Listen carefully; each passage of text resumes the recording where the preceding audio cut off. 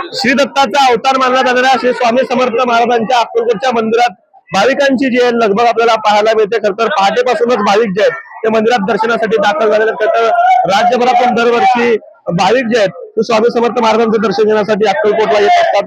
यंदाच्या वर्षी देखील तीच गर्दी जी आहे ते आपल्याला या ठिकाणी पाहायला मिळते. लाखोंच्या संख्येने भाविक जे आहेत ते दरवर्षी अक्कलकोटला येत असतात. यंदाच्या वर्षी देखील तीच गर्दी जी आहे ते आपल्याला पाहायला मिळते. त्यामुळे अक्कलकोट नगरी जी आहे ती अक्षरशः भाविकांनी फुलून गेली असं म्हणावं लागेल.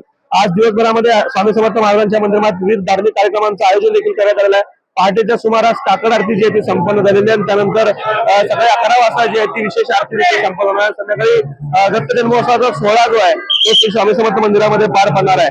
केवळ महाराष्ट्रात नव्हे तर आंध्र असेल, कर्नाटक असेल, तेलंगणा असेल, या सगळ्या परिसरातून भाविक श्री स्वामी समर्थांच्या दर्शनासाठी अक्कलकोटमध्ये येत असतात. आणि याला देखील तीच गर्दी जी आहे ती अक्षरशः आपल्याला पाहायला मिळते. रात्री 3 वाजता मंदिर जे आहे ते भाविकांना दर्शनासाठी खुलं करण्यात आलं होतं आणि रात्री 3 वाजल्यापासून गर्दी जी आहे ती मंदिर परिसरामध्ये आपल्याला पाहायला मिळते.